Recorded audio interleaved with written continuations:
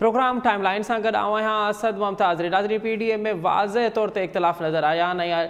काल मौलाना फज़लुर रहमान जी इहा स्टेटमेंट त peoples party असां सां गॾु हली न सघंदी। अॼु पीपल्स पार्टी फ़ैसिलो कयो आहे त सेनेट में उन्हनि जो अपोज़िशन लीडर पंहिंजो हूंदो ऐं उन्हनि शेरी रहमान ते गौर करणु शुरू कयो आहे त शेरी रहमान खे अपोज़िशन लीडर बणायो वञे ऐं उन्हनि PDM जी जेके ॿियूं पार्टियूं आहिनि ANP ऐं BNP उन्हनि सां बि हाणे राब्ता करणु शुरू कया आहिनि। अॼु प्रोग्राम में इन ते ॻाल्हाईंदासीं त छा हाणे PDM मुकमल तौर ते ख़तमु थींदी पई वञे, PDM पीपल्स पार्टी खां सिवा हली सघंदी, छा PDM पीपल्स पार्टी खां सिवा पंहिंजो असरु ॾेखारे सघंदी। प्रोग्राम में इन ते ॻाल्हाईंदासीं। गॾो गॾु ॻाल्हाईंदासीं त अॼु वज़ीर आज़म पाकिस्तान चयो आहे त 5 सालनि लाइ असांखे मैंडेट मिलियो, 5 सालनि खां पोइ पुछो वञे त असां अवाम लाइ छा कयो। 2.5 सालनि में असां मुल्क खे सही सिमत ते आंदो आहे, उनखे सही राह ॾिनी आहे ऐं हींअर जेको 2.5 साल हूंदा उहे बहितरी लाइ हूंदा, 5 सालनि खां पोइ जेका कारकर्दगी हूंदी उहा अवाम जे साम्हूं हूंदी। इन ॿिन्हिनि मौज़ुअनि ते ॻाल्हाइबो। हिन असांखे प्रोग्राम में जॉइन कयो आहे पीपल्स पार्टी जी MPA मोहतरमा सादिया जावेद साहिबा।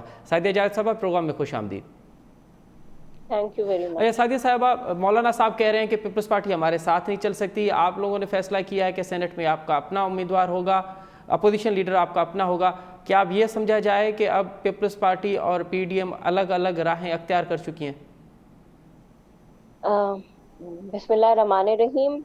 जो आपने लीडर ऑफ द अपोजिशन की सेनेट की बात की है, वो मैंने भी अभी जियो में टिकर की शक्ल में देखी है। इसके बारे में मैं तस्दीक या तरदीद नहीं कर सकती, क्योंकि अभी तक ऐसी कोई बात ऑफिशियली पीपल्स पार्टी ने अनाउंस नहीं की है, तो मैं इसके बारे में नहीं कह सकती।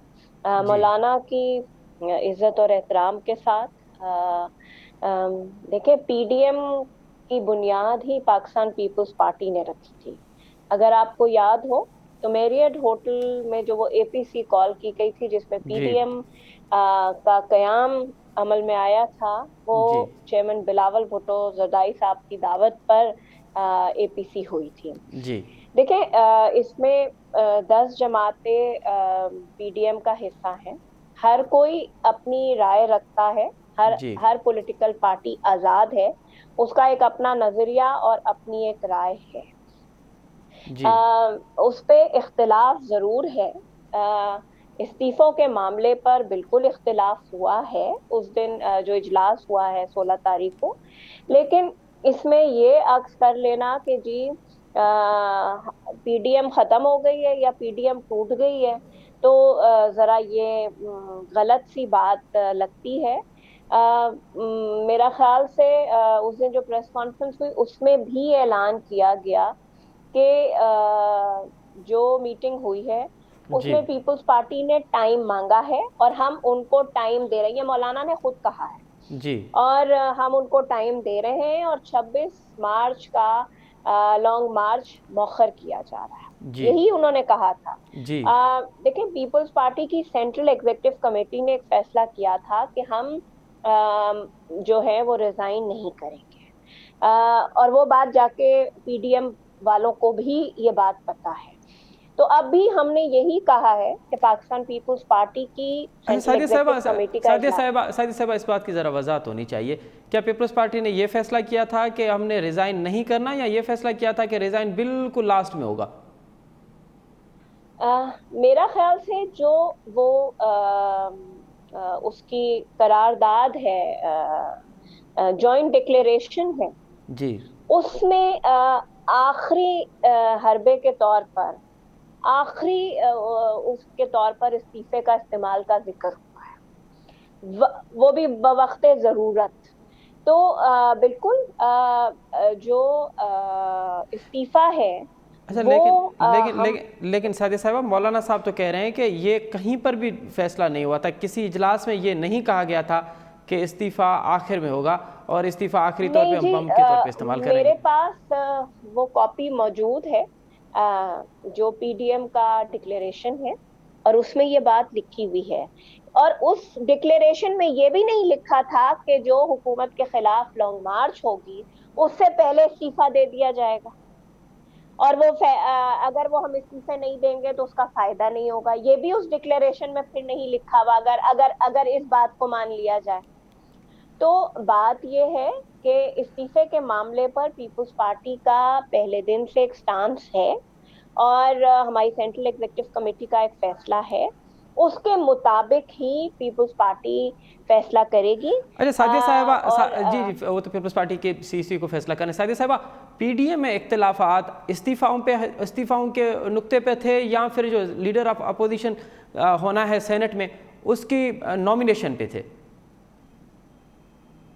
دیکھیں، جو اختلاف ہے وہ استعفے کے معاملے پر لیڈر آف اپوزیشن ہے۔ پہ نہیں ہے اب سینٹ میں، لیڈر آف اپوزیشن پہ؟ دیکھیں، یہ کوئی اختلاف کی بات نہیں ہے۔ ابھی سینٹ کا الیکشن ہوا ہے، سب نے ساتھ لڑا ہے۔ مجھے نہیں لگتا کہ یہ وجہ ہے۔ ہاں، اختلاف ہے، بالکل ہے، اور وہ ہے استعفوں کے معاملے پہ۔ پیپلز پارٹی کا ہمیشہ سے استعفوں سے، سعدیہ صاحبہ، اسمبلی سے باہر پھر جو فارمولا بنا تھا، جو ہمارے پاس اطلاع ہیں، جو خبریں ہیں، فارمولا تو یہ بنا تھا کہ یوسف رضا گیلانی صاحب سینٹ کے چیئرمین ہوں گے، ڈپٹی چیئرمین جے یو آئی کے ہوں گے، اور لیڈر آف اپوزیشن جو ہوں گے سینٹ کے وہ نون لیگ کو جائے گا، اور نون لیگ نے پھر طارڑ صاحب کا نام دیا۔ طارڑ صاحب کے نام پر ہی پیپلز پارٹی کو اختلاف۔ دیکھیں نا، بالکل صحیح ہے۔ کچھ لوگوں کے نام پر بالکل آپ مطلب طارڑ صاحب کی تاریخ سب جانتے ہیں نا، پیپلز پارٹی کو کیوں اختلاف ہے، اس کی بھی تو وجوہات ہے نا۔ تو وہ ٹھیک ہے، اختلاف کرنا ہمارا حق ہے، لیکن اس بات پہ نہیں۔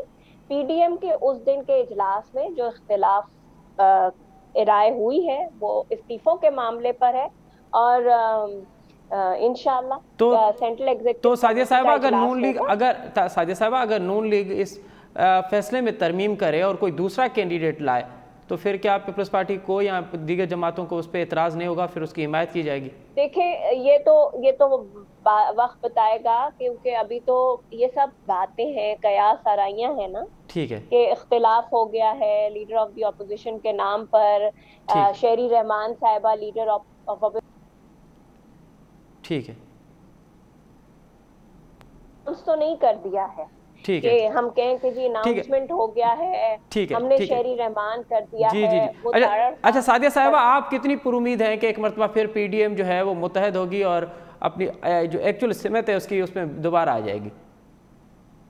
دیکھیں، میں بالکل مایوسی کفر ہے، جی اور سیاست میں اختلاف رائے ہوتا ہے، جی اور اس میں کوئی بری بات نہیں ہے، اور اختلاف رائے ہے۔ جی اگر پی ڈی ایم کی 10 جماعتیں جی یہ کہتی ہیں، 9 جماعتیں یہ کہتی ہیں کہ ہمیں اسمبلی سے استعفیٰ دے دینا چاہیے، تو جی، انہیں ہمیں یہ بھی تو بتانا ہوگا کہ استعفیٰ دینے کے بعد کا کیا روڈ میپ ہے۔ ٹھیک ہے، ٹھیک ہے، اور ہم کہتے ہیں کہ استعفیٰ نہیں دینا، تو ہمیں بھی بتانا ہوگا کہ اس کہ کے اس سے فوائد کیا آگے ہے، ہم کیا۔ بالکل اس کے فوائد کیا ہے۔ سعدیہ صاحب، آپ ہمارے ساتھ ہی رہیے۔ اس وقت ہمیں جوائن کیا ہے تحریک انصاف کے میں نے جناب آفتاب جہانگیر صاحب۔ آفتاب صاحب، پروگرام میں خوش آمدید۔ اچھا آفتاب صاحب، یہ بتائیے کہ فیصلہ پیپلز پارٹی نے کیا ہے کہ ہم نے استعفیٰ نہیں دینے، پی ڈی ایم میں اس پہ اختلافات ہیں، آپ اس کو خوش کیوں ہو رہے ہیں اس بات پر کہ استعفیٰ نہ دینے؟ پیپلز پارٹی کے اس فیصلے کو آپ خوش آمدید کیوں کہہ رہے ہیں؟ اچھا، بہت شکریہ اسد کہ آپ نے مجھے اپنا ٹائم دیا۔ تو آپ ابھی بھی ایک اور چینل نے بھی مجھ سے پوچھا تھا کہ جی اب کیا ہوگا پی ڈی ایم کا مستقبل، میں نے کہا اب تو حلالہ ہوگا، حلالے کے بعد اچھا حلالے کے بعد ہی یہ کوئی معاملہ بنے گا۔ لیکن دیکھیں، بات یہ ہے، یہ تو ہوتا، لیکن حقیقتاً یہ ہے کہ اس وقت جو ہے نون لیگ جو ہے وہ سب سے زیادہ اس کو نقصان پہنچا ہے، کیونکہ وہ ایک اسٹینڈ لیا ہوا تھا، اور مولانا فضل الرحمان نے، اور یہ تقریباً 7-8 مہینے سے ان کا ساتھ تھا، تو کیا 7-8 مہینے میں انہوں نے پیپلز پارٹی کو اس بات پر قائل نہیں کیا تھا کہ جی ہم استعفیٰ دیں گے تو اس کے بعد جی کیا ہوگا، یا جی پیپلز جی پارٹی نے انہیں نہیں قائل کیا تھا کہ جی استعفیٰ نہیں دینا چاہیے؟ اچھا جی دیکھیں، پہلی بات یہ ہے کہ میں یہ سمجھتا ہوں کہ نہ ان کو دونوں کو استعفیٰ نہیں دینا چاہیے، تینوں پارٹیوں کو، اچھا بلکہ پارلیمنٹ کے اندر اپنے رول کو ادا کرنا چاہیے، اور سب سے بڑی کوشش ان کو یہ کرنی چاہیے کہ الیکشن ریفارمز ہوں، تاکہ یہ جو ہم روز روز ایک کہانی ہمارے ساتھ ہوتی ہے، 2008 کا الیکشن لے لیں، 2013 کا لے لیں، اس سے پہلے 77 کا الیکشن لے لیں، کوئی بھی الیکشن آپ اٹھا کے دیکھ لیں، جی کبھی کسی نے یہ کہا کہ یہ الیکشن بالکل فیئر ہوئے ہیں، اس میں کوئی دھاندلی نہیں ہوئی، کوئی کچھ نہیں ہوا؟ تو جب ہم 70 سال سے ایک ہی اس پر ہیں تو ہمیں آگے تو بڑھنا ہے نا، ہمیں اس سسٹم کو ختم کرنا ہے، ہمیں جی ایسی سسٹم کو لے کر آنا ہے کہ جہاں پر ہم سب اتفاق کریں کہ جی جو جیت کر آئیں وہ جینون ہے، اور جن کو شکست ہوئی وہ بھی جینون ہے، وہ اور محنت کریں، اور جی تاکہ پاکستان کی جمہوریت جو ہے وہ صحیح طریقے سے آگے کو بڑھ سکے۔ اچھا جہاں تک رہ گیا سوال ہماری پرفارمنس کا، جی تو وہ پھر یہ ہے کہ اس کا بھی فیصلہ عوام کو کرنے دیں. ٹھیک ہے عوام جو ہے جب ہمارا ٹھیک ہے وقت دوبارہ آئے گا امتحان کا تو ہم ٹھیک ہے، جب 5 سال امتحان کے بعد یہ تو آپ صحیح کہہ رہے ہیں آفتاب صاحب کے 5 سال کے بعد پھر عوام نے فیصلہ کرنا. لیکن آفتاب صاحب بات یہ ہے کہ جے یو آئی کے جو سربراہ مولانا فضل الرحمان انہوں نے تو یہ کہا ہے کہ اب اگر تمام پارٹیاں چھوڑ بھی دیں تو ہم پھر بھی حکومت کو ٹف ٹائم دیں گے. اور ہم تو دیکھ رہے ہیں کہ پچھلی بار جو انہوں نے مارچ کیا تھا حکومت گری نہیں لیکن حکومت ہل گئی تھی. اگر اس مرتبہ نون لیگ اور دیگر پارٹیاں مل کے مارچ کرتی ہیں یا کوئی اور پلان کرتی ہیں تو آپ نہیں سمجھتے کہ حکومت کے لیے پریشانی ختم نہیں ہوئی؟ اچھا دیکھیے میں پھر ایسا ایک بات کہوں گا، دیکھیے نا جو ہے کہ حکومتیں ہلتی ہیں. ہم نے بھی 126 دن کا دھرنا دیا تھا نا، جی سمجھے نا، تو کیا ہوا؟ لیکن یہ کہ میں یہ ان کا جمہوری حق ہے، یہ بالکل احتجاج بھی کریں، ریلیاں بھی نکالیں، بالکل کریں. کیونکہ اگر یہ نہیں کریں گے، یہ جا کے آرام سے بیٹھ جائیں گے تو پھر اپوزیشن کا کام کیا رہ گیا ہے. اور ہر پولیٹیکل پارٹی کوئی نہ کوئی ایونٹ کر رہی ہوتی ہے. گورنمنٹ کے پاس اس وقت بہت سارے ہوتے ہیں، جیسے آج پرائم منسٹر صاحب نے غریبوں کے گھر کی قرندازی کی ہے یا کچھ اور، تو ابھی اپوزیشن کے پاس تو سوائے تنقید کے اور کچھ نہیں ہے. تو وہ ان اچھا کو یہ مارچ کرنا ہے، کبھی وہ کہیں گے دھاندلی کا مارچ کریں گے، کبھی وہ مہنگائی کا کریں گے، کبھی وہ کچھ اور کریں گے، کبھی آپس میں لڑیں گے. لیکن کیا ہے کہ وہ ان کا حق ہے، وہ بالکل کریں. اور مارچوں سے حکومتیں اگر ہلنے لگتی تو میں یہ سمجھتا ہوں کہ آج تک جو ہے، اب اٹھا کے دیکھ لیں، مارچوں سے ہمیشہ نقصان ہوا صحیح ہے، یہ احتجاجوں سے نقصان ہوا ہے. آپ 77، یہ میری بہن بیٹھی ہے سعدیہ، اس جی مہینے کے جب 77 کی تحریک چلی تو اس سے کتنا بڑا نقصان ہوا. آج تک جو ہے پیپلز پارٹی جو ہے اور پاکستان کے لوگ کہتے ہیں کہ جی ایک جرمن لیڈر سے ہم محروم ہو گئے. تو یہ احتجاج کرنا بالکل حق ہے، احتجاج کریں، روڈ پہ بھی کریں، ٹی وی پہ بھی کریں. آج کل تو ٹی وی ایسا میڈیا ہے جیسے آپ کے ذریعے بھی لاکھوں کروڑوں انسان ہمیں سن رہے ہیں. اور پارلیمنٹ ایک ایسا فورم ہے کہ جہاں پر آپ سینٹ کے اندر بھی اور قومی اسمبلی کے اندر بھی، صوبائی اسمبلیوں کے اندر بھی آپ ٹھیک بالکل اپنی پرفارمنس پر اور حکومت کی پرفارمنس پہ تنقید کریں، اور آپ کا حق ہے. اسی طرح صوبائی حکومت آپ کے پاس ہے، پیپلز پارٹی کے پاس ہے، وہاں پر اپنی حکومت کو بہتر کر لیں. وہاں پر کیونکہ یہ ڈسٹرکٹس اور انتظامیہ جو ہے یہ ان کا کام ہے کہ مہنگائی کو کنٹرول کرنا، چیزوں ٹھیک کو ریٹ ٹھیک ہے. کو کنٹرول کرنا. اچھا آفتاب صاحب تو وہاں پہ اب ترقیاتی کام کریں تو بالکل ان کو جو حق ہے وہ کریں. ٹھیک ہے آفتاب جب صاحب نہیں کریں گے تو آفتاب صاحب اگر یہ تاثر دیا جو اب تک تاثر ملا ہے ہمیں کہ اب اپوزیشن تو متحد ہوتے ہوئے ہمیں نظر نہیں آ رہی، حکومت کو کوئی بڑی پریشانی بھی اپوزیشن سے نہیں، تو پھر آپ بولڈ بات کرتے ہیں، ایمانداری سے بات کرتے ہیں، حکومت سے ہٹ کے بھی آپ بات کرتے ہیں، تو آپ بتائیے کہ اب آپ کے پاس سب سے بڑے چیلنجز کیا ہوں گے؟ اپوزیشن تو سائڈ ہو گئی. میں آپ کو ٹو بی آنیسٹ بتا رہا ہوں جی کہ میرے پاس جو چیلنجز ہیں وہ دو ہیں. ایک تو یہ کہ جو مہنگائی ہے اسے ہمیں ہر صورت میں اس کے اوپر اس کو کنٹرول کرنا ہوگا، اس کے اوپر کوئی بڑے اقدامات کرنے ہوں گے جو کہ جی بالکل جی ایک عام شہری ہے، اس سے ہماری لڑائی سے نہیں، جی اپنے پیٹ سے تعلق ہے. ایک جی تو یہ کہ مہنگائی جو کہ بہت بڑا چیلنج ہے ہمارے لیے، اس کے اوپر ہمیں دن رات کام کرنے کی ضرورت ہے اور تاکہ لوگوں کو ریلیف مل سکے.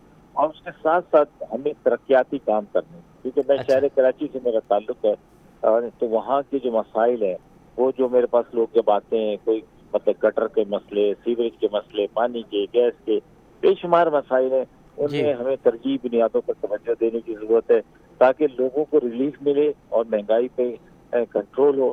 تو پھر وہ اس کے بعد نظریات کی سیاست ہونی چاہیے، ٹھیک ہے مینوفیسٹو کی سیاست ہونی چاہیے، جس کو لوگ سمجھیں کہ جی یہ نظریاتی طور پہ پارٹی سے اتفاق کرتے ہیں یا مینوفیسٹو پر وہ کرتے ہیں تو پھر بالکل حق ہے. دیکھیں مینوفیسٹو پر جب ووٹ ہوگا تو یہ تو آپ نے بالکل وجہ فرمایا کہ اب نظریاتی سیاست ہونی چاہیے، اور آپ جو وعدے کرائے ہیں عوام سے مینیفیسٹو میں آپ نے جو دیا ہے، جو انتخابی مینیفیسٹو ہے آپ کا، جو پارٹی کا مینیفیسٹو ہے، آپ اس پہ عمل کریں. یہ بالکل صحیح کہہ رہے ہیں آپ آفتاب صاحب. اچھا سعدیہ صاحبہ، آپ اس وزیر اعظم کی آج کی اسٹیٹمنٹ کو کیسے دیکھ رہے ہیں کہ پہلے دن سے یہ کہا گیا کہ حکومت فیل ہو چکی ہے، حکومت کے خلاف فیل ہونے کے لیے حکومت کے پلان جوڑے گئے، 5 سال نے عوام نے ہمیں مینڈیٹ دیا ہے، 5 سال کے بعد ہم سے پوچھیے گا کہ ہم نے عوام کے لیے کیا کیا؟ خیر یہ ان کا خیال ہے کہ پہلے دن سے اپوزیشن نے ان کے خلاف آواز اٹھائی تھی. اب ان کو کام کرنا نہیں آتا تو اس میں میرا تو کوئی قصور نہیں ہے. جو اس وقت پاکستان کا سرکولر ڈیٹ ہے اس کو دیکھ لیں، پاکستان پر قرضوں کی جو مار پڑی ہے اس کو دیکھ لیں، پاکستان میں جو مہنگائی کی شرح ہے اس کو دیکھ لیں، پاکستان میں جو بے روزگاری کی شرح ہے وہ اس کو دیکھ لیں. یہ اپوزیشن نے نہیں کیا. یہ اپوزیشن نے نہیں کیا, یہ حکومت کی اپنی پالیسیز کی وجہ سے ہے. تو پرائم منسٹر صاحب نے آج بھی بیچاروں کو ان کے ایک وزیر نے بیوقوف بنا دیا اور ان کو کہا کہ جی یہ نیا پاکستان ہاؤسنگ اسکیم کے تحت ہے, جبکہ یہ ورکر ویلفیئر بورڈ کے تحت سید خورشید علی شاہ صاحب کا جب لیبر منسٹر تھے تو اس کا سنگ بنیاد رکھا گیا تھا, اس کی ان سے اوپننگ کرا دی.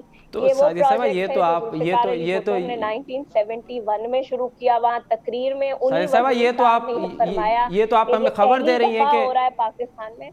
تو یہ تو آپ ہمیں خبر مسئلہ دے رہے ہیں کہ سارا آج یہ جو ہے. وزیر اعظم صاحب نے جو افتتاح کیا ہے وہ در حقیقت ان کا منصوبہ ہی نہیں ہے. جی نہیں, میں نہیں کہہ رہی. وہ website C D A کی کھول لیں, میں آپ کو بھیج دیتی ہوں. اس پہ یہ 2012 میں سید خورشید علی شاہ نے ایز لیبر منسٹر اس کی اوپننگ کی تھی, اور پرائم منسٹر خود بھی کہہ رہے ہیں کہ میرے پاس وہ کلپ بھی ہے, پرائم منسٹر خود بھی کہہ رہے ہیں یہ ان کا پروجیکٹ بالکل نہیں ہے. یہ 2012 میں پیپلز پارٹی کی جب وفاق میں حکومت تھی, as labour minister Khurshid Shah صاحب نے اس پروجیکٹ کی انیشیٹو لیا تھا.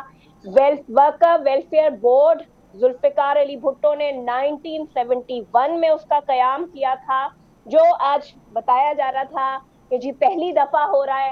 اس طرح کے پروجیکٹ کراچی میں بھی موجود ہیں, اس طرح کا پروجیکٹ سکھر میں ہے جس کی چیئرمین پاکستان پیپلز پارٹی نے آج سے کچھ مہینے پہلے اوپننگ کی تھی. تو یہ کوئی نیا منصوبہ نہیں ہے. تختی تو میں بھی جا کے لگا سکتی ہوں. مطلب ہمیں آپ تو سعدیہ سوال صاحبہ اگر سادہ الفاظ میں یہ کہا جائے کہ منصوبہ آپ کا تھا, تختی پرائم منسٹر نے اپنی لگائی ہے.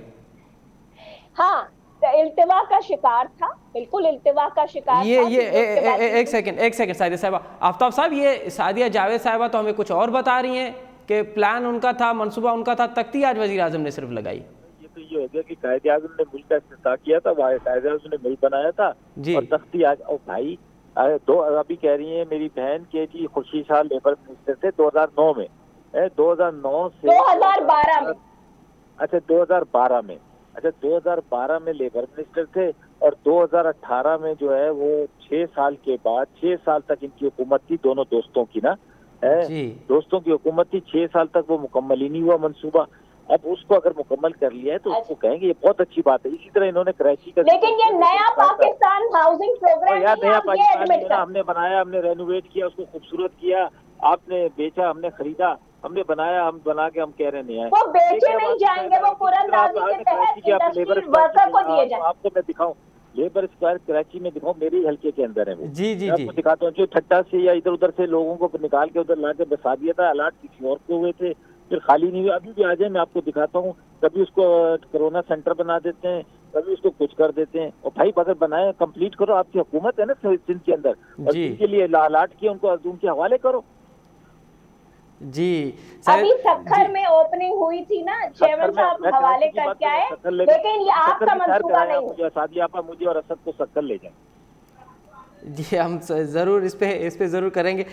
یہ غلط ہے نا یار اسد, اگر کوئی منصوبہ بنایا تو اس کو پائے تکمیل تک پہنچنا چاہیے, تو پھر تاکہ یہ شکایت نہ رہے کہ جی ہمارا منصوبہ تھا, یہ تھا. یہ پاکستان, اس میں کوئی پرانے منصوبے ہوں گے, کوئی نئے منصوبے ہوں گے, تو اپنے وقت پر مکمل ہوگا. نہیں ہوگا تو جو آنے والے لوگ ہیں اس کو مکمل کریں گے. تو کوشش یہ ہونی چاہیے کہ جی یہ پاکستان کی دنیا کے اندر ہوتا ہے, جو پروجیکٹس چل رہے ہوتے ہیں وہ ان کو کوئی یہ نہیں کرتا, وہ کہتے ہیں بھائی ٹھیک ہے جی کمپلیٹ ہونا چاہیے, اور جس مقصد کے لیے بنائے گئے ہیں اس مقصد کو پورا ہونا چاہیے.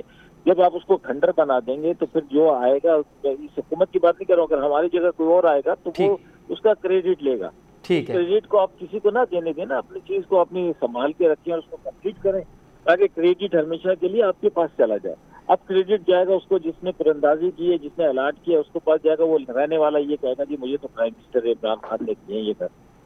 لیکن یہ نیا پاکستان اسکیم نہیں ہے, آپ یہ ایڈمٹ سر وہ پرانے پاکستان اسکیم میں, لیکن وہ رہنے والا تو یہی کہے گا نا مجھے عمران خان نے دیا ہے. اگر آپ اپنی وہ سعدیہ صاحب آفتاب جہانگیر صاحب کہہ رہے ہیں کہ اب کیونکہ جو رہے گا وہ تو یہی کہے گا کہ عمران خان نے مجھے دیا, تو ایک بار تو پھر ہم نہیں, وہ بالکل کہے, ہمیں اس سے اعتراض نہیں ہے. لیکن دیکھیں نا, وزیر لے کے گیا کہ یہ نیا پاکستان اسکیم, ہاؤسنگ اسکیم के तहत ये अपार्टमेंट कहा कि ये पुराने मंसूबे थे 20 ठीक है। पुराने। जब वहां पहुंचे वो सीडीए के वेबसाइट पे पड़ा है, मुझे कहने की जरूरत नहीं, सीडीए इनके अंडर है। चले ठीक है। पड़ा है कि ये वक्फ वेलफेयर फंड के तहत 2012 से प्रोजेक्ट। चले ये ठीक है, 2012 से ये मंसूबा था, अल्तवा का शिकार हुआ, पीटीआई की हुकूमत ने उसको मुकम्मल किया और आज वज़ीर आज़म साहब ने जो है फिलहाल उसका जो बाकायदा तौर पे लेबर्स को जो है वो दे भी दिए हैं अपना कुरानदाजी के लिए। अच्छा सादिया साहिबा, फाइनल ये बताएगा कि आज मौलाना फजल रहमान ने कहा है कि जब जेल से डरते हो तो फिर सियासत क्यों करते हो,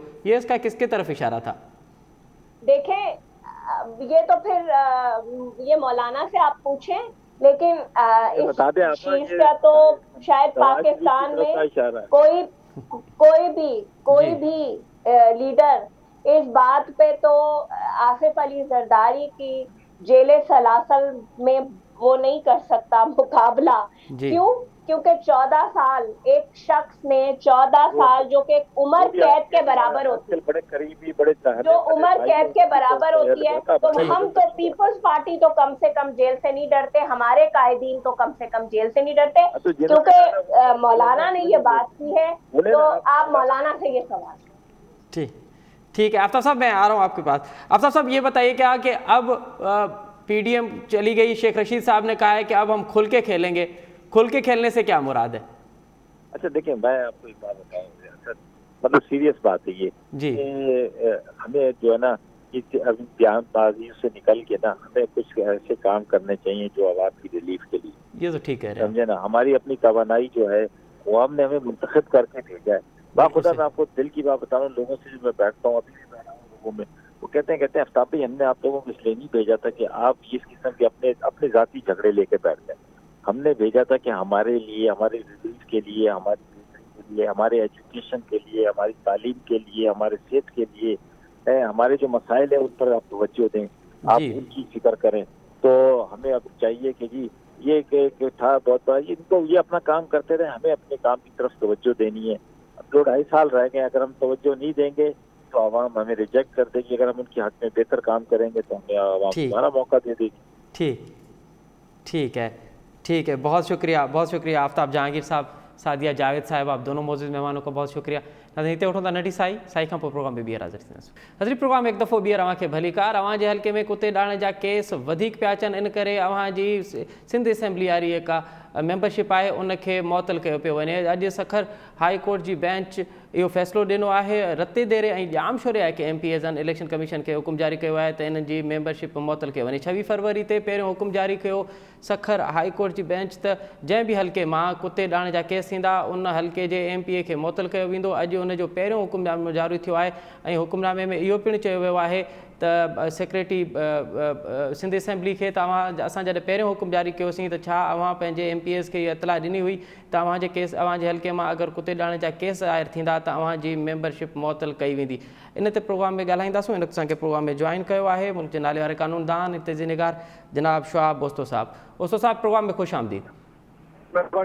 ओस्तो साहब, हाणे इन ॻाल्हि में त को शक न आहे त सिंध में कुतनि जो हिकिड़ो अज़ाब आहे, डेली जे बुनियादुनि ते केतिरा ई केस ज़ाहिर थियनि था पिया, मासूम ॿारनि खां वठी ॿुढा बि जेके आहिनि उहे उनजे ॾाड़जण जे करे ज़ख़्मी थियनि था पिया। अॼु सिंध हाई कोर्ट इहो फ़ैसिलो ॾिनो आहे, अव्हां इन तमामु तर मामले खे कीअं था ॾिसो? इन फ़ैसिले जा ॿ रुख़ आहिनि। हिकिड़ो त असां जेकर हिनखे ॾिसंदासीं निज जी कानूनी हवाले सां त शायदि उनजो हिकिड़ो जेको नतीजो शायदि मुख़्तलिफ़ हुजे जी, पर हे जेको फ़ैसिलो आयो आहे कोर्ट सगोरी तरफ़ां जी उन में मूंखे लॻे थो त हिकिड़ी जेका हे छा चइजे मायूसी आहे इदारनि जे तरफ़ां, हुकूमत जे तरफ़ां ऐं कुतनि वारो एतिरा ई ॿार मारिजी विया आहिनि कुतनि जे हक़ में जी, ऐं हुकूमत इन ते कंहिं बि क़िस्म जो, हालांकि मूंखे यादि थो पवे त कुझु वक़्तु पहिरियों 30-40 करोड़ रुपया या इन खां बि वधीक पैसा मुक़ररु कया विया हुया कुतनि जे इन मामले जे हवाले सां, वैक्सीनेशन जे हवाले सां ऐं कुतनि खे ख़तमु करण जे हवाले सां जी। पर उन जीअं सिंध में थींदो आहे त सिंध हुकूमत जो हिकिड़ो तरीक़ेकार आहे त हर साल साॻिया ई मसइला या मुख़्तलिफ़ हिकिड़ा मसइला आहिनि जेके हर वक़्तु पिया थींदा रहंदा आहिनि, पोइ दबाव ईंदो आहे, उन ते फौरी तौर ते कुझु न कुझु हिकिड़ो एक्शन खणंदा आहिनि, उन खां पोइ वरी ॻाल्हि उहा ख़तमु थी वेंदी आहे, वरी दबाव ईंदो आहे, इहो मामिलो पियो हलंदो आहे। जी पोइ ॿोॾियुनि जा मसइला हुजनि, बरसातियूं हुजनि, जी सिंध में जेको आहे सो बीमारियूं हुजनि, उहे ईअं ई पिया एडॉक बेसिस ते हे कंदा आहिनि। ऐं एडॉक जी। बेसिस ते करण जी वजह बि इहा ई आहे त करप्शन जो तमामु सुठो हुन में मौक़ो मिलंदो आहे। जी उन में कोर्ट जो ऑर्डर हूंदो आहे या का एमरजेंसी हूंदी आहे, जंहिंजे करे चवंदा आहिनि त साईं असांखे ज़बरदस्ती हाणे करिणो पवंदो, तंहिं करे असांखे सेपरा वेपरा जा रूल्स वूल्स कुझु बि न आहिनि ऑब्ज़र्व करणा। बिल्कुलु का लॉन्ग टर्म प्लानिंग जेको आहे सो हिन हुकूमत खे 13 साल थी विया आहिनि। असांखे इंसाननि जी कंहिं बि बुनियादी ज़रूरत जे हवाले सां का प्लानिंग नज़र कोन थी अचे। माण्हू कुता खाई वञनि या माण्हू वीचारा गंदो पाणी पी मरनि या माण्हू वीचारा अस्पतालनि में डॉक्टर न हुजण जे करे मरनि या दवायूं 2 नंबर डॉक्टर, त इहे मसइला त पंहिंजी जाइ ते आहिनि। इन ते त को कंहिं क़िस्म जो कंहिंखे बि मुंहिंजे ख़्याल में जी को बिल्कुलु इन ते एतिराज़ न हूंदो। बिल्कुलु ऐं बिल्कुलु ज़ाहिर आहे जॾहिं माण्हू बिल्कुलु। कोर्टुनि में वञनि था, कोर्टुनि में केस था खणी वञनि, पंहिंजा बच्चा ॿार जेके मरी था वञनि उन्हनि जा मसइला था खणी वञनि, ठीकु है ऐं कोर्टूं रोज़ इहे मसइला ॿुधनि थियूं ऐं उनजे बावजूदि कुझु थिए कोन थो। त हे जेको ऑर्डर थियो आहे, मां सम्झां थो त इन पस मंज़र में ॾिसणु घुरिजे। जी पर हाणे हिन जो जेको ॿियो रुख़ आहे त इहो ऑर्डर मां सम्झां थो तमामु हिकिड़ो गैर मामूली ऑर्डर आहे, जी छाकाणि त बुनियादी तौर ते जेकर ॾिठो वञे त जेके चूंडियल नुमाइंदा हूंदा आहिनि उन्हनि जो कमु हक़ीक़त में त इंतिज़ामी मामलनि में न हुजणु घुरिजे। उन्हनि जो कमु जेको आहे बुनियादी तौर ते उहो आहे कानून साज़ी कानून करणु। बिल्कुलु बिल्कुलु ऐं उन्हनि खे बिल्कुलु इवन इन जे करे सुप्रीम कोर्ट में बि इन ते काफ़ी मुख़्तलिफ़ केसिस में इन ते ऑब्ज़र्वेशन आयूं आहिनि त भई तव्हां ठीकु लोकल MPs खे MNAs खे फंड छो था जारी कयो। बिल्कुलु। फंड जारी करणु इहो बि हिकिड़े तरीक़े सां ग़लति आहे। बिल्कुलु। तो हाणे हिन ऑर्डर अच्छा श्वाब साहब हीउ ऑर्डर जारी थियो आहे, हाणे इलेक्शन कमीशन जी कहिड़ी पोजीशन हुजे? न मां उन ते ई ॻाल्हाइण पियो चाहियो त हाणे ॾिसो ॻाल्हि इहा आहे त कंहिं बि मेंबर जी रुकनियत खे मुअत्तल करण जा जेके रूल्स आहिनि उन में मां नथो सम्झां त इहो जेको रूल हाणे जेको नओं आयो आहे त तव्हां कुतनि जे हवाले सां बि जेकॾहिं यानी इंतिज़ामी मामला आहिनि जेके उन में बि ज़िम्मेदारी जेकॾहिं MPA ते तव्हां लागू करे छॾींदव जी त मां तव्हांखे ॿुधायांव त MPA ॾाढा ख़ुशि थींदा। अच्छा छो त तव्हां उन्हनि खे हिकिड़ो रस्तो ॾेई छॾियो त हाणे उहे इंतिज़ामी मामलनि में वेहनि ऐं उहे इंतिज़ामी मामला जेके DCA जा या DHO जा या हेल्थ डिपार्टमेंट जा या कंहिं बि सरकारी जेको डिपार्टमेंट जा आहिनि जंहिंमें वज़ीर जो त ज़ाहिर आहे ज़िम्मेदारी आहे, पर हिकिड़े आम MPA जी उन कंहिं इदारे में वेही डायरेक्ट दख़ल अंदाज़ी करण जो उनखे को जवाज़ कोन्हे। हाणे हिन ऑर्डर खां पोइ इहे 2 MPAs त ख़ैर कुझु वक़्त खां पोइ बहाल थी वेंदा जी, पर मां सम्झां थो त इहो हिकिड़ो नओं दरवाज़ो खुलियो जंहिंसां हाणे हर MPA चवंदो साईं मूंखे तव्हां महिरबानी करे मुंहिंजे पंहिंजे डिस्ट्रिक्ट जे हवाले सां जेके बि मामला आहिनि इंतिज़ामी, जंहिंमें कुतनि जो मामिलो हुजे या माण्हुनि जे मरण जो मामिलो हुजे, बीमारियुनि जो हुजे, हाणे चवंदा असांखे छाकाणि त भउ आहे असांखे मुअत्तल करे छॾंदा जज साहब, तंहिंजे करे असांखे महिरबानी करे तव्हां फंड जो असां हिन में हाणे पाण हिनखे जेको आहे निगरानी कंदासीं ऐं पोइ अञा वधीक करप्शन थींदी। जेसि ताईं आम माण्हू जेको आहे उहो इम्पावर न थींदो, जेसि ताईं आम माण्हू इन्हनि घोटारनि खे चूंडण उन्हनि खे कढण जो जेको आहे सो हुनखे पावर न हूंदो, ठीकु आहे, जेसि ताईं आम माण्हू जेको आहे उहो पंहिंजी हिमत न कंदो, जेसि ताईं आम माण्हू पॉलिटिक्स में न ईंदो, जेसि ताईं आम माण्हू इन्हनि मामलनि ते न ॻाल्हाईंदो तेसि ताईं इहे मामला जीअं जो तीअं रहंदा। वरी महिरबानी शवाब बोस्तो साहब असांखे वक़्तु ॾियण जी। नाज़रीन, नवां नाले वारे कानूनदान हिते जे निगार शवाब बोस्तो साहब जो तजुर्बो ॿुधो न चवणु आहे त आम माण्हू जेसि ताईं पंहिंजे लाइ कुझु न कंदो तेसि ताईं इहे मामला जीअं जो तीअं ई रहंदा। अॼु कोर्ट सगोर इहो हुकुम जारी कयो आहे त सिंध जे 2 MPAs रतु देरो ऐं जामशोरे जी जेका MPAs आहिनि उन्हनि जी रुकनियत मुअत्तल कई पई वञे, छाकाणि त उन्हनि जे हल्के में कुते ॾाइण जा केस ज़ाहिर थिया आहिनि। हिते प्रोग्राम वठूं था नंढी साई खां पोइ प्रोग्राम में ॿीहर हाज़िर थींदासीं। नाज़रीन, प्रोग्राम में हिकु दफ़ो ॿीहर तव्हांखे भली कार IBA टेस्ट पास कंदड़ हेड मास्टर सरापा एहतजाज आहिनि। उन्हनि जो मुतालबो आहे त जेसि ताईं उन्हनि जा मुतालबा पूरा नथा कया वञनि त उन्हनि खे रेगुलर कयो वञे, तेसि ताईं उहे एहतजाज ख़तमु न कंदा। ॿिए पासे असां ॾिसूं था पिया त सिंध हुकूमत हाणे इहो उज़ुर पई ॼाणाए, हाणे इहो मौक़िफ़ इख़्तियार करे त छाकाणि त मामिलो कोर्ट में आहे, इन हवाले सां कोर्ट रहनुमाई करे कोर्ट जो जेको फ़ैसिलो हूंदो उहो क़ाबिल क़बूल हूंदो। असांजे वस में ॻाल्हि न आहे। 17 ग्रेड जेका पोस्ट आहे उहा पब्लिक सर्विस कमीशन जे थ्रू सुप्रीम कोर्ट जो ऑर्डर आहे, जेसिताईं पब्लिक सर्विस कमीशन में पास न थींदा तेसिताईं न करे सघंदासीं।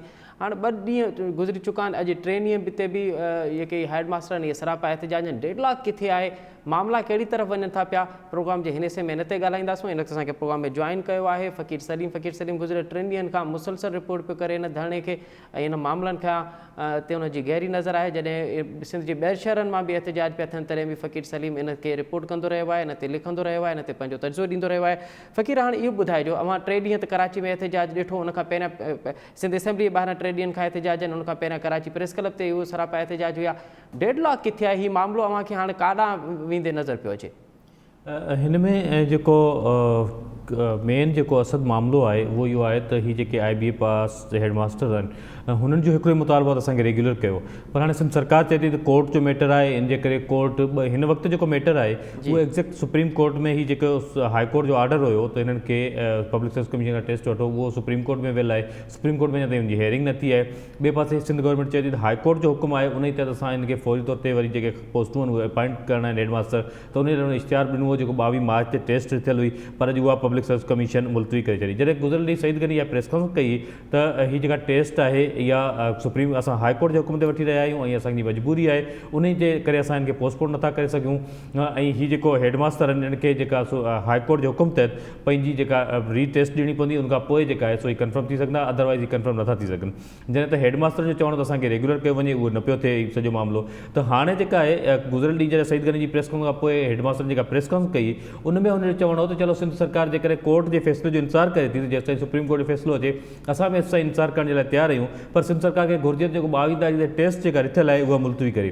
अॼु पब्लिक सर्विस कमीशन उहा टेस्ट मुलतवी करे चुकी आहे, जेतोणीकि हुन में सबबु कोरोना ॼाणियो वियो आहे, पर पब्लिक सर्विस कमीशन उहा टेस्ट मुलतवी करे चुकी आहे।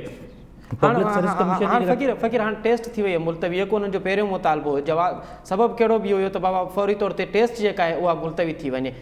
छा माज़ी में सईद गनी खां अॻु में जेको वज़ीर हुयो, छा इन ॻाल्हि ते हुन राज़पो ॾेखारियो हो त इन्हनि खे असां रेगुलर कंदासूं बग़ैर सिंध पब्लिक सर्विस कमीशन? छाकाणि त जेके एहतजाज कंदड़ आहिनि उन्हनि इहो बि मौक़िफ़ अख़्तियार कयो आहे, उहे इहे बि चवनि था पिया त असांजी हुन मिनिस्टर सां आख़िरी मरहलनि में ॻाल्हियूं, उन इन ॻाल्हि ते असांखे श्योरिटी ॾिनी त तव्हां पका थींदव। बिल्कुलु असद इन हवाले सां जेका सिंध असेंबली जे फ्लोर ते तालीम वारे वज़ीर इहो ऐलान कयो, हिकिड़ी कमेटी ठाही वई हुई, जंहिं कमेटी में सईद गनी साहिबु जेको हाणे तालीम वारो वज़ीर आहे उहो, अॻूणो जेको तालीम वारो वज़ीर सरदार शाह उहो, ऐं इन्हनि नासिर हुसैन शाह, मुर्सा वाब, इन्हनि ते हिकिड़ी कमेटी मुश्तमिल हुई। उहा कमेटी जॾहिं ठही हुई त उन कमेटी जेका आहे इहो उन कमेटी खे सजेशन्स ॾियणी हुई त इन्हनि छा कनि, छाकाणि ही सेप्टेंबर 2020 में साॻी रीति एहतजाज करे चुका आहिनि। त उन ई दौरान बि इहो फ़ैसिलो कयो वियो त 3 रुकनी कमेटी हूंदी, उहा कमेटी इन्हनि जा जेके मामला आहिनि उहे ॿुधंदी ऐं पोइ उन जो लाइ अमल जोड़ींदी, पर उहे जा मामला पेंडिंग में हुआ। मथां हाई कोर्ट में ऑर्डर अची वियो, साॻी वक़्तु जीअं हाई कोर्ट कराची जो ऑर्डर आहे त इन्हनि खां रीटेस्ट वठो ऐं इन्हनि खे पब्लिक सर्विस कमीशन जे थ्रू 17 ग्रेड जूं पोस्टूं भरियो। ईअं ई हाई कोर्ट हैदराबाद जो हिकिड़ो ऑर्डर हिन जे फेवर में बि आहे, उन में ईअं आहे त हिननि खे जेका आहे सो रेगुलर कयो, हिननि खे रेगुलर करण जे लाइ त प्रॉपर न आहे, पर हुन में इहो आहे त हिननि खे ख़िलाफ़ का कार्रवाई न करियो, हिननि खे जेका आहे पघारूं जारी कंदा रहो जेसि ताईं हिननि जो मसइलो जेका आहे सो कोर्ट हिन ते फाइनल को ऑर्डर जारी करे। त हिकिड़े वक़्तु कोर्ट जेका आहे सो हिननि खे हाई कोर्ट कराची जेका आहे इन जे लाइ चयो आहे त हिननि खे गैर क़ानूनी फ़कीर हाणे इहो ॿुधाइजो त छा हिकु दफ़ो ॿीहर हाणे टेस्ट मुलतवी थी वई आहे, इन्हनि एहतजाज कंदड़नि ऐं सिंध हुकूमत जे विच में ॻाल्हियुनि जा के इम्कान आहिनि? बिल्कुलु, हाणे जेका आहे ही हेडमास्टर जेके आहिनि उहे बि इन ई ॻाल्हि ते अॼु शाम जो जॾहिं हिननि सां असांजी ॻाल्हि ॿोल थी हुई त हुननि जो चवणो हो त हाणे असां छाकाणि असांजो हिते को एहतजाज करण जो मक़सदु सिर्फ़ु इहो न हो त टेस्ट मुलतवी थिए, हिननि चवणो त असांखे को ख़ातिर खां नतीजो साम्हूं अचे त असांखे रेगुलर कयो वेंदो, असांखे को यकीन ॾियारे, या वरी इहो कयो वञे जेसि ताईं सुप्रीम कोर्ट जो हुकुम नथो अचे, को फ़ैसिलो प्रॉपर नथो अचे, तेसि ताईं वरी ही टेस्ट न वठंदा त पोइ असां हिन एहतजाज खे ख़तमु करण ते सोचींदासीं। शाम जो इहा हुनजी ऑफ द रिकॉर्ड जेके ॻाल्हियूं थियूं, पर हिन वक़्तु जेका सिचुएशन इहा आहे त हू एहतजाज धरणो जेको आहे सिंध असेंबली जे आॾो उहो जीअं जो तीअं हुनजो बरक़रार आहे। हुननि जो चवणु आहे त हुननि जो टेस्ट मुलतवी थियणु, सिर्फ़ु टेस्ट मुलतवी थियणु हुनजे मसइले जो हल न आहे, जेसि ताईं हुनखे रेगुलर नथो कयो वञे इहे हू पंहिंजी ॻाल्हि जारी रखंदा। वॾी महिरबानी फ़कीर सलीम असांखे वक़्तु ॾियण जी। नाज़रीन, हिन सां गॾु कोई प्रोग्राम जो वक़्तु बि पंहिंजी पुॼाणी ते पहुचे थो। असद मुमताज़ ॾींदा इजाज़त। अला भाई।